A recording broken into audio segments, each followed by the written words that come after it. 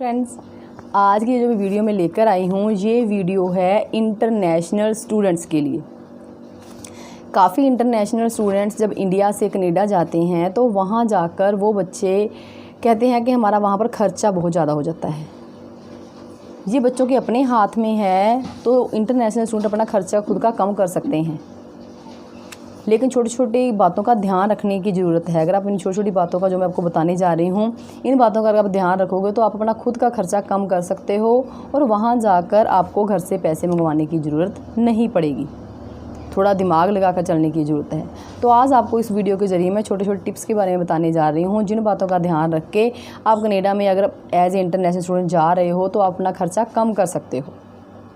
सबसे पहले है, जो स्टूडेंट इंटरनेशनल स्टूडेंट जा रहा है कनाडा में, वहाँ जाकर 2 साल का डिप्लोमा कोर्स ही चूज़ करें, क्योंकि अगर आप 2 साल की पढ़ाई करते हो वहाँ पर तो आपको 3 साल का पोस्ट ग्रेजुएट वर्क परमिट मिलता है और उसके बाद आप ईज़िली कनाडा में पक्के होने की फ़ाइल भी लगा सकते हैं। तो कोशिश करें कि आप 2 साल का डिप्लोमा कोर्स ही चूज़ करें। उसके बाद आगे आता है कॉलेज चूज़ करना।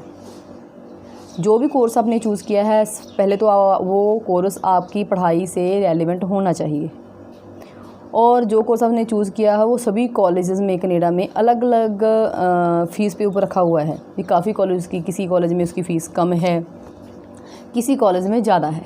तो आप कोशिश कर लें, थोड़ा पता कर लें कि कौन से कॉलेज में कितनी फ़ीस है।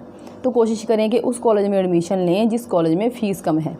इस तरह से आपका पैसा बच सकता है, क्योंकि जब आपके पक्के होने की फ़ाइल लगाई जाती है तो वहाँ पर ये देखा जाता है कि आपने कितने साल, टोटल कितने साल पढ़ाई की है। वहाँ पर ये नहीं देखा जाता कि आपने महंगे कॉलेज या यूनिवर्सिटी से पढ़ाई की है या सस्ते कॉलेज या यूनिवर्सिटी से पढ़ाई की है। तो आप जहाँ फ़ीस कम है वहाँ एडमिशन लेकर भी पढ़ाई कर सकते हैं। और जो स्टूडेंट वहाँ पर जाते हैं तो उन्हें वहाँ जाकर रहने के लिए रूम रेंट पे लेना पड़ता है। तो कनाडा में क्या है, $400 से $500 प्रति महीने का रेंट होता है। अपने इंडिया के अकॉर्डिंगली 20,000 से 25,000 रुपये महीना। अगर एक स्टूडेंट रूम पे रेंट में रह रहा है तो उसे 25,000 देना पड़ेगा।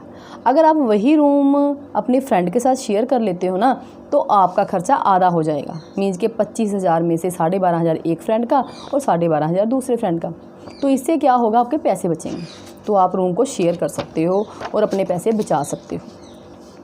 और काफ़ी बच्चे क्या करते हैं, जो इंटरनेशनल स्टूडेंट के तौर पर कनाडा जा रहे हैं, तो वहाँ दूसरे लोगों की तरफ देखकर क्या करते हैं, वहाँ पर आईफोन या नोटबुक वगैरह ख़रीद लेते हैं, जो कि काफ़ी ज़्यादा उन्हें एक्सपेंसिव पड़ता है। वो क्या करते हैं, खरीदते कैसे हैं, अपनी GIC खर्च कर लेते हैं, जो कि उनके पेरेंट्स ने उसे एमरजेंसी में यूज़ करने के लिए दी है।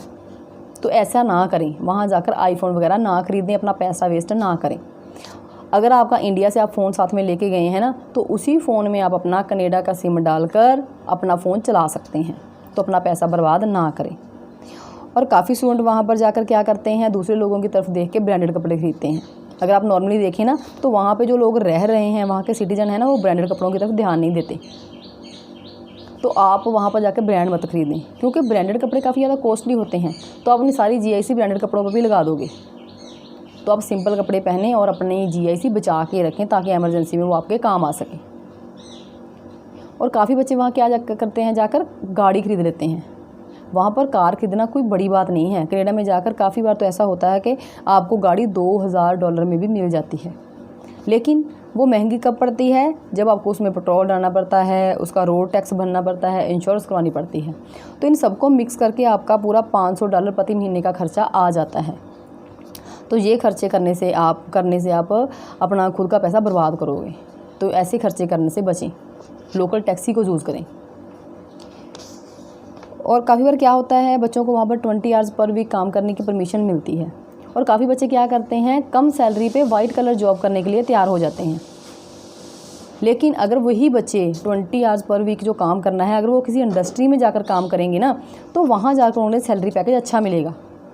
तो अच्छी सैलरी लेकर वो अपना खुद का खर्चा निकाल सकते हैं और अपनी GIC बचा कर रख सकते हैं। सो स्टूडेंट को वाइट कलर जॉब नहीं, इंडस्ट्री में जाके जॉब करनी चाहिए।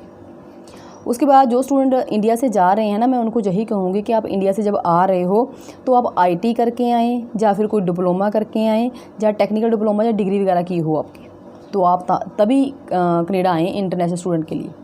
तो आपको ईज़िली PR मिल सकती है। अब आपको बताने जा रही हूँ कि अगर आपने वहाँ पर इंडिया में पक्के होना है तो वहाँ पर आपसे पूछा क्या जाएगा सबसे पहले आपसे सिर्फ एज पूछी जाएगी कि आपकी एज कितनी है, आपने कितने साल पढ़ाई की है, आपके पास कितने ईयर्स का एक्सपीरियंस है, वर्क एक्सपीरियंस है, और आपका प्रोफेशन क्या है, आपके आइलेट्स के बैंड कितने हैं, और आप की फ्रेंच स्किल कैसी है, आप मैरिड हो या अनमैरिड हो, आपका कोई रिलेटिव कनाडा में रह रहा है या नहीं रह रहा, और आपने कोई क्राइम तो नहीं किया, मीन्स कि आपकी क्रिमिनल हिस्ट्री बिल्कुल क्लियर है या नहीं है। बस यही क्वेश्चन आपसे पूछे जाएंगे। 2019-20 में हमने देखा है कि जो स्टूडेंट +2 पास करने के बाद कनाडा में एज ए इंटरनेशनल स्टूडेंट गए हैं ना, वो 2 साल का कोर्स करने के बाद 3 साल के पोस्ट ग्रेजुएट वर्क परमिट के बाद भी कनाडा में पक्के नहीं हो पा रहे। क्यों? क्योंकि उनके number of years of study complete नहीं हो रहे, उनके CRS स्कोर जो है वो 475 कंप्लीट नहीं हो रहे। तो जो उनके पेरेंट्स हैं, पेरेंट्स ने उनके पैसा लगाया हुआ है, उनका पैसा भी रिस्क के ऊपर लगा हुआ है। तो आप कोशिश करें कि जब आप इंडिया में से आ रहे हैं तो सही कोर्स चूज़ करके आएँ। कोशिश करें कि आप ट्रेड कोर्स ही करके आएँ, IT का कोर्स करके आएँ। तो अब आप IT का कोर्स करते हो ना, तो आपके number of study of year complete हो जाते हैं, वो कम नहीं होते। तो आप कोशिश करें कि IT कोर्स करने के बाद ही या डिप्लोमा या डिग्री करने के बाद ही कनाडा आएँ। काफ़ी बच्चे ऐसे होते हैं, जैसे इंडिया से जो बच्चे जा रहे हैं ना, मोस्टली गाँव से संबंधित होते हैं। तो क्या होता है कि उनकी इंग्लिश काफ़ी ज़्यादा वीक होती है, तो वो बच्चे वहाँ पर जाकर जब पढ़ते हैं इंग्लिश मीडियम में तो उनको पढ़ना बहुत मुश्किल लगता है। तो ऐसे बच्चे वोकेशनल कोर्स चूज़ कर सकते हैं, वोकेशनल, टेक्निकल या ट्रेड कोर्स। ये जो कोर्स होते हैं ना, इन कोर्स में क्या होता है, बच्चों को थ्योरी कम करवाई जाती है और प्रैक्टिकल ज़्यादा करवाया जाता है। मीन्स कि बच्चों को पढ़ना कम पड़ता है। तो जब वो ट्रेड का कोर्स कंप्लीट कर लेते हैं, उसके बाद जब वो जॉब प्राप्त करते हैं तो वहाँ जाकर उन्हें सैलरी पैकेज भी अच्छा मिलता है और वो बच्चे ईज़िली PRB की फ़ाइल भी लगा सकते हैं। तो कोशिश करें कि आप वोकेशनल, टेक्निकल और ट्रेड कोर्स करने के बाद ही कनाडा पहुँचें। वही स्टडी आप जाके वहाँ करें कनाडा में। और जब आप इंडिया से कनाडा आ रहे हैं तो सारे बच्चे सही सलामत होते हैं, लेकिन पता नहीं होता कि कब कोई बच्चा बीमार पड़ जाए।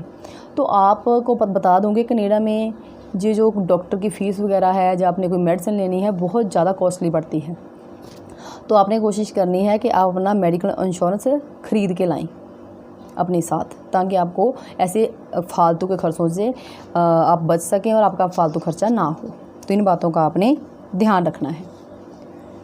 और काफ़ी कॉलेज यूनिवर्सिटी ऐसी हैं जो आपकी जो फ़ीस है इकट्ठा लेने की बजाय आपके साथ इंस्टॉलमेंट कर सकती हैं। तो जिस कॉलेज में आपने एडमिशन की है, आप वहाँ जाकर उसके ऑनर से बात कर सकते हैं, प्रिंसिपल से बात कर सकते हैं और अपनी फ़ीस इंस्टॉलमेंट में भरने की मंजूरी ले सकते हैं। तब क्या होगा कि आपको इकट्ठा फ़ीस नहीं भरनी पड़ेगी और आपके ऊपर ज़्यादा वित्तीय बोझ नहीं पड़ेगा। तो आप खुद भी जो 20 आवर्स पर वीक के हिसाब से जॉब करोगे, तब भी वो आप अपनी खुद का खर्चा खुद कर सकते हो, अपना पैसा कमा कर आप अपनी फ़ीस भर सकते हो। तो आप अपने प्रिंसिपल वगैरह से बात कर सकते हो। उसके बाद अब बताने जा रही हूँ कि जो बच्चे वहाँ पर जा रहे हैं, डेफिनेटली वहाँ जाकर 20 आवर्स पर वीक काम करते हैं, तो आप वहाँ कहाँ कहाँ काम करके अच्छा पैसा कमा सकते हैं, उसके बारे में आपको डिटेल में बताने जा रही हूँ। सबसे पहले तो है taxi driver, delivery boy, home deliveries, commission agents, tile fixing, dry wall installing, courier deliveries, newspaper deliveries, data entry clerks, tuition service, made service, snow removers and lawn movers. जहाँ पर आपको 1 घंटों के हिसाब से आपको जॉब मिल सकती है और वहाँ पर आपको पता ही है कि कनाडा में सैलरी भी आपको घंटों के हिसाब से ही मिलेगी। इन जगहों पे काम करके आप घंटों के हिसाब से अच्छी सैलरी प्राप्त कर सकते हैं और अपना खुद का खर्चा निकाल सकते हैं। सो अगर आप इन छोटी छोटी बातों का ध्यान रखोगे तो आप अपना खर्चा कम कर सकते हो, अपना खर्चा वहाँ जाकर खुद कर सकते हो और अपनी GIC बचा के रख सकते हो और अपनी ट्यूशन फ़ीस वगैरह अपनी आगे भरनी है कॉलेज की, वो भी आप खुद पार्ट टाइम काम करके भर सकते हो। तो इन छोटी बातों का आपने ध्यान रखना है और अपना खर्चा खुद कम करना है।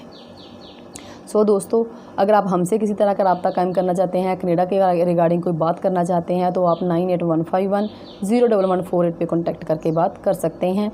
कोशिश करें कि फ़ोन सुबह 9 बजे से शाम 5 बजे तक वर्किंग डेज़ में ही करें। सो दोस्तों, इस वीडियो को ज़्यादा लाइक करें और शेयर करें और ज़्यादा अपडेशन लेने के लिए चैनल को सब्सक्राइब करें। Thank you.